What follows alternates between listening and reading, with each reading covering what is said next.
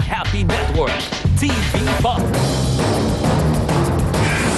Nakausap po kanina ng aming kasamang si Joey Francisco, si Mrs. Teresita Reyes, ang byuda ni dating General Angelo Reyes.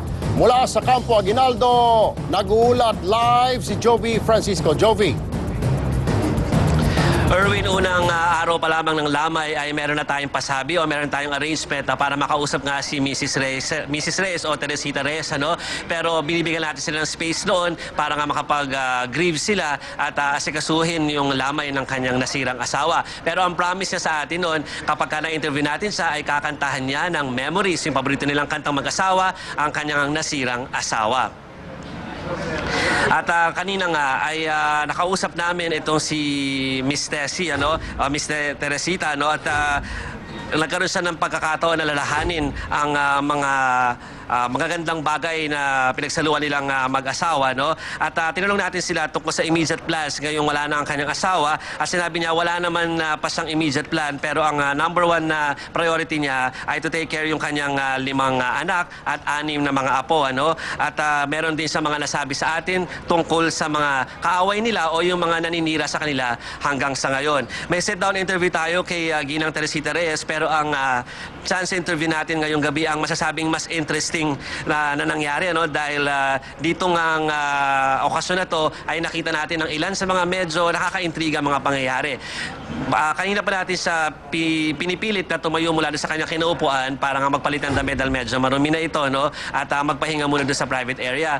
Pero ayaw niyang pumunta dahil magmimisa daw siya. Pero kalagitnaan ng misa ay nagdesisyon nga si Mrs. Reyes na tumayo na at pumunta doon sa private room. At nung naabutan nga natin ay sinabi niya na nagmamadali siya at meron siyang iniiwasan. Pero wala naman siyang sinabi. Sabi lang niya, gusto lang talaga niya mag-refreshen ng kanyang itsura, i-freshen up yung kanyang itsura at magpahinga sandali. At nung panahon na yon, ay yun na may saktong pagdating ni dating Pangulong Gloria Arroyo.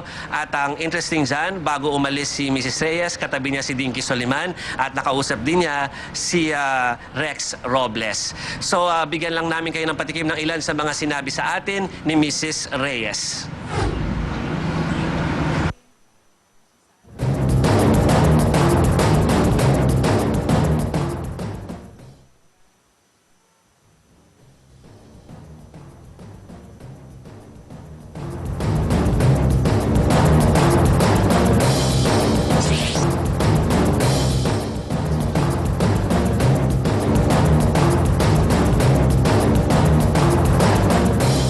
Interview natin kay Mrs. Reyes. Erwin. Maraming salamat, Joey Francisco. Babalikan namin na ikaw mamaya-maya lang. Di tulad noong nakaraang taon, hindi na raw mamimigay ng libreng kondom ang Department of Health sa darating na araw ng mga puso. Ayon kay Health Secretary Enrique Ona, imbis na kondom, magbibigay na lang daw sila ng payo tungkol sa pag-iwas sa sex at pagiging tapat sa iisang karelasyon. Layon daw ng kampanyang ito na matigil ang paglaganap ng AIDS. Pero sabi ng DOH, kung hindi talaga makapagpipigil at walang pambili ang mga mag-asawa, pwede pa rin silang humingi ng kondom sa mga health centers sa kani-kanilang lugar.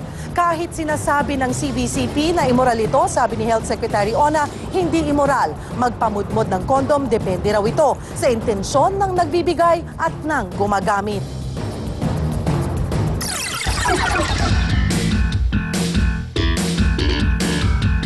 Action Sports po tayo mga kapatid. Team Azkal sa star player na si Phil Younghusband hit ngayon sa internet. At sa NBA naman, head coach ng Utah Jazz sa loob ng 23 taon.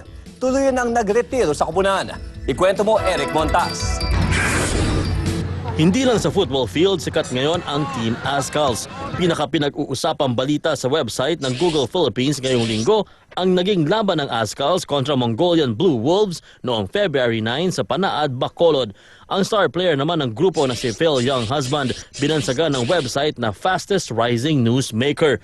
Si Younghusband ang nagselyo ng panalo ng Azkals kontra Team Mongolia sa first leg ng qualifying match ng AFC Challenge Cup. Sa NBA naman, matapos ang 23 season, nagretiro na si Jerry Sloan bilang head coach ng Utah Jazz. Sumabay sa pag-resign niya ang assistant coach ng koponan na si Phil Johnson. Hindi pa malinaw kung bakit umalis ang dalawa pero hinala ng ilang sports analysts. Labis daw na sumama ang loob ni na Sloan at Johnson sa sunod-sunod na pagkatalo ng Jazz sa NBA. Pinakahuli dyan ang laban nila kahapon kontra Chicago Bulls kung saan tinalo sila sa score na 91-86. Eric Montas, News 5.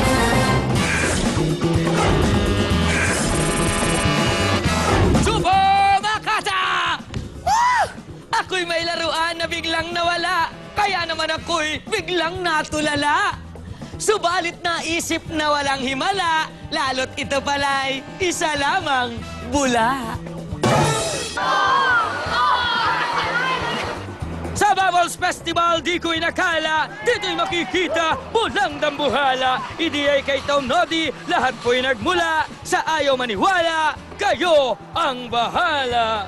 Sari-saring hugis at mga posisyon, di lang po panlabat, panligo ang sabon. At lumilipad rin, parang ibon at balon. Siyempre puputok din, pagdating ng panahon. Mga classmates, trivia time muna tayo tungkol sa mga bula o bubbles. Alam niyo ba na isang Canadian ang tinaguri ang The Bubble Man? Siya kasi ang nakagawa ng pinakamalaking soap bubble sa buong mundo. Dahil sa kanyang award-winning na talento, 11 titles ang kanyang nakamit mula sa Guinness. Isa na nga dyan ay nung nagpamalas siya ng gawain sa The Oprah Winfrey Show noong January 2008, kung saan pinagkasya niya ang 100 tao sa loob ng napakalaking bubble. Live itong napanood ng mga tao. Nako mga kids, ingat lamang sa pagbubula, pagbabubbles. Baka makain nyo, sabon po yun. Sa mga magulang, gabayan ng inyong mga anak. At syempre, ano namang bubble? Ang pero may saliparan. Gam. Talagang super sweet. Lumipad kahit na mainit.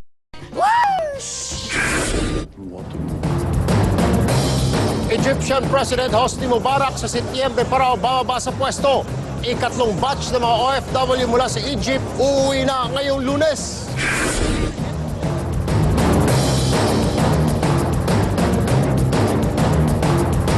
Nature has blessed us